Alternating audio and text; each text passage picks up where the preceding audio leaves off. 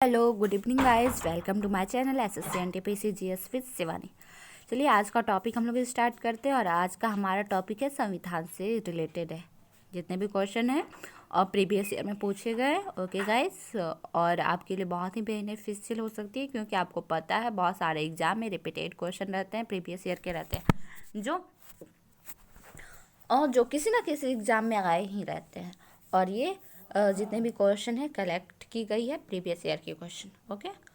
तो भारतीय संविधान में मूलभूत अधिकार किस संविधान से लिए गए थे? आपको पता होगा भारतीय संविधान में मूलभूत अधिकार जो है यानी कि मौलिक अधिकार जो है अमेरिका से ली गई है, ठीक ना।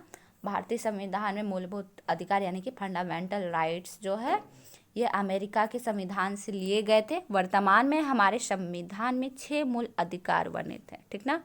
और 6 में क्या क्या? समानता का अधिकार, स्वतंत्रता का अधिकार, शोषण के विरुद्ध अधिकार, धार्मिक अधिकार, संस्कृति अधिकार और संवैधानिक उपचार, ओके। तो इसी टाइप से 6 टाइप के मौलिक अधिकार हो जाते हैं। तो और हम लोग चलते हैं। देखिए कोई भी क्वेश्चन बहुत ही अपने आप में इम्पॉर्टेंट है और आप देखिएगा संविधान से हर एग्जाम में 2-3 अप्रोक्स कम से कम मिनिमम क्वेश्चन 2 रहते हैं।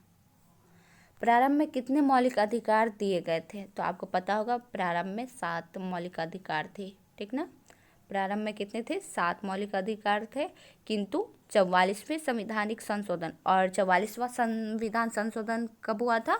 1978 के द्वारा, यानी कि 1978 में संपत्ति के मौलिक अधिकार को समाप्त कर दिया गया, ठीक ना। 44 संविधान संशोधन कब हुआ? 1978 में।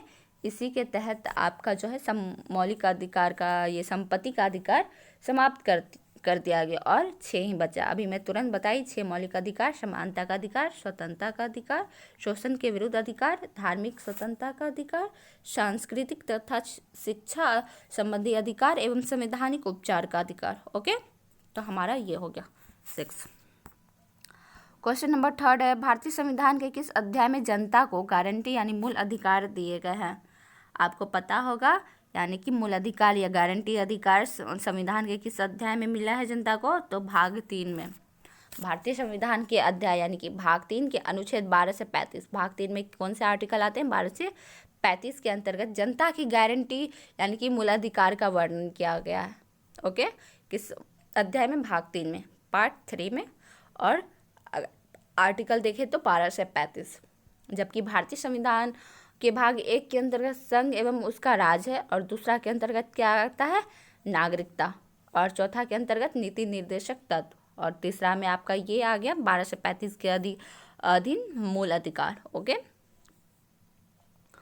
तो आप देखिए एक साथ कितने सारे क्वेश्चन सीख लिए कि पार्ट 3 में 12 से कितने आर्टिकल आते हैं? तो 12 से 35, ओके। और भाग 1 में क्या है? संघ एवं उसका राज। पार्ट 2 में क्या है? नागरिकता।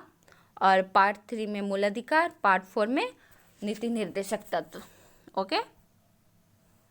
आपका क्वेश्चन है, स्वतंत्रता का अधिकार भारतीय संविधान के किस अनुच्छेद में वर्णित है? तो आपको पता होगा ये किस आर्टिकल में? 19 से 22 के तहत है, ओके।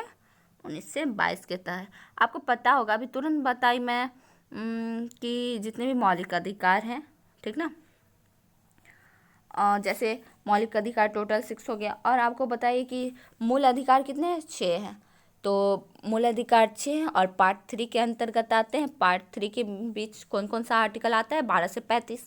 तो आपको इतना बात याद रखना है कि इस बीच का जितना भी आया 6 पार्ट जो इसका आया, तो मूल अधिकार जो 6 आया, तो ये 12 से 35 आर्टिकल के बीच में ही हो सकता है। तो आपसे क्या पूछा गया है? स्वतंत्रता का अधिकार भारतीय संविधान के किस अनुच्छेद में वर्णित है? तो 19 से 22, ओके। तो आपको ऐसे याद करना है। संविधान की किस धारा के अंतर्गत कोई भी व्यक्ति मूलभूत अधिकारों के हनन का मामला सीधे उच्चतम न्यायालय में उठा सकता है? यानी संविधान के किस धारा के अंतर्गत कोई भी व्यक्ति मूलभूत अधिकारों के हनन का मामला सीधे उच्चतम न्यायालय में उठा सकता है? तो आपको पता होगा धारा 32 के तहत। किस धारा के अकॉर्डिंग? अगर किसी का भी मूलभूत अधिकार का हनन होता है तो वो धारा 32 के अकॉर्डिंग इस ये मामला को उच्चतम न्यायालय में उठा सकता है, ठीक ना। तो धारा 32 के प्रावधानों के तहत देश का कोई भी व्यक्ति मूलभूत अधिकारों के हनन का मामला सीधे उच्चतम न्यायालय में उठा सकता है। यह व्यक्ति का मूल अधिकार है और इसे संवैधानिक उपचारों के अधिकार के नाम से जाना जाता है। ओके गाइस, और नेक्स्ट क्वेश्चन है हमारा, एक रिट किसके द्वारा जारी की जाती है? तो आपको पता होगा, तो एक रिट कोई भी उच्चतम न्यायालय के उच्च न्यायालय जो होती है उसके द्वारा जारी किया जाता है। रिट जारी करने का अधिकार केवल सर्वोच्च न्यायालय एवं उच्च न्यायालयों को प्राप्त है। सर्वोच्च न्यायालय अनुच्छेद 32 तथा प्रत्येक उच्च न्यायालय अनुच्छेद 226 के तहत अपनी रिट जारी करने की शक्ति का प्रयोग करते हैं। आपको पता होगा, ये आपको याद रखना है, ये इम्पोर्टेंट हो सकता है कि सर्वोच्च न्यायालय किस आर्टिकल के तहत रिट जारी कर सकती है, तो 32, ठीक ना। और अगर देखें उच्च न्यायालय अनुच्छेद 226 के तहत। ओके,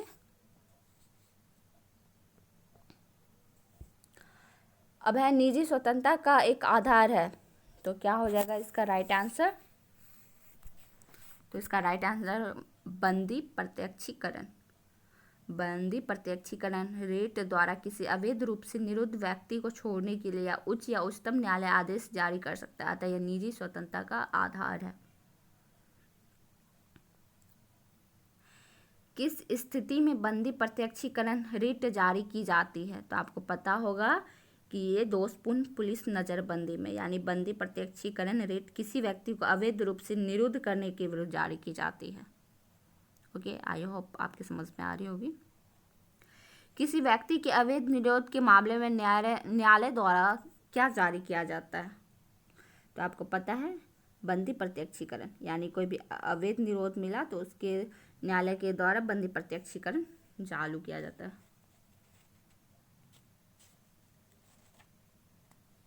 आपको थोड़ा बता दे कि प्रतिषेध या कि रिट किसी वरिष्ठ न्यायालय द्वारा किसी कनिष्ठ न्यायालय या अधिकरण को जारी की जाती है, जिससे वो ऐसी अधिकारिकता का प्रयोग करने की चेष्टा न करे जिसमें निहित नहीं है, या कनिष्ठ न्यायालय या अधिकरण को अपनी विधिक सीमाओं या अधिकारों से बाहर जाने से प्रतिबंधित करती है और नैसर्गिक न्याय के नियमों का उल्लंघन करने से रोकती है।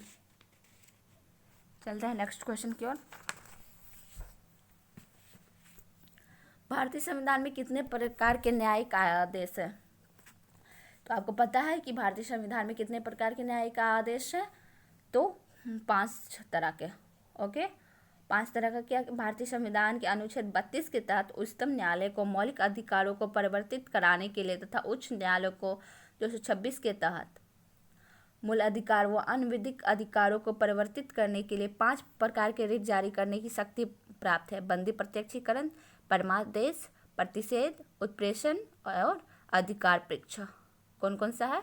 बंदी प्रत्यक्षीकरण, परमादेश, प्रतिषेध, उत्प्रेषण और अधिकार परीक्षा। ओके,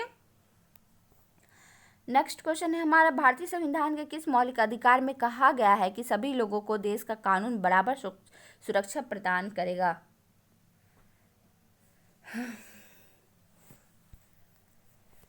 तो किस में कहा गया है? मौलिक अधिकार में। तो क्या था क्वेश्चन? किस कहा गया है कि सभी लोगों को देश का कानून बराबर सुरक्षा प्रदान करेगा? तो अनुच्छेद 14 के तहत राज्य दायित्वाधीन है कि वह किसी व्यक्ति को भारतीय राज्य क्षेत्र में विधि के समक्ष समता और समान संरक्षण से वंचित नहीं करेगा। अर्थात भारत में सभी व्यक्तियों को विधि के समक्ष समता और विधियों का समान संरक्षण प्रदान करना होगा। तो आपको पता है आर्टिकल 14 के तहत बराबर राइट है। तो हम लोग कहाँ थे? Question number 12। ओके, भारतीय संविधान के अनुसार जीवन का अधिकार एक क्या है? भारतीय संविधान के अनुसार जीवन का एक अधिकार क्या है? मौलिक अधिकार है।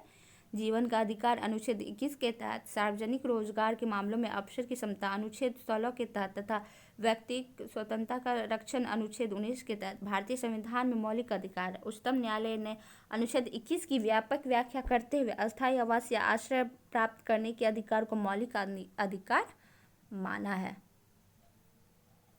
13 क्वेश्चन है, किस मौलिक अधिकार के तहत मानव व्यापार निषेध है? यानी कि किस मौलिक अधिकार के तहत, यानी कि मानव का व्यापार नहीं किया जा सकता है, मानव को नहीं बेचा जाता। पता है बहुत पहले बंधुआ मजदूर जो हुआ करते थे वो एक तरह से मानव व्यापार होता था, ठीक ना। मानव को बेच दिया जाता था कुछ ही रुपयों की खातिर, और उस पर किसी और व्यक्ति का अधिकार हो जाता था और वो उससे मजदूरी करवाते, काम करवाते, वो बंधुआ मजदूर कहलाते थे, ठीक ना।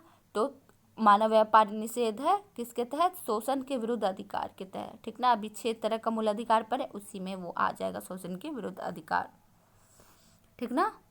शोषण के विरुद्ध अधिकार अनुच्छेद 23 के माध्यम से मानव के दुर्व्यापार, बेगार और सभी प्रकार के बलात्श्रम को प्रतिषेध करता है। ओके, किस आर्टिकल के तहत? आर्टिकल 23 किस संविधान संशोधन अधिनियम द्वारा संपत्ति का अधिकार मूल अधिकार नहीं रहा? तो आपको पता होगा 44वां संशोधन के द्वारा संपत्ति का अधिकार मूल अधिकार नहीं रहा। ये कब हुआ था? 44वां संविधान संशोधन 1978 में, और इसे मौलिक अधिकार की सूची से हटा दिया गया। वर्तमान में ये अनुच्छेद 300 क के अधीन एक विविध अधिकार है, विधिक अधिकार।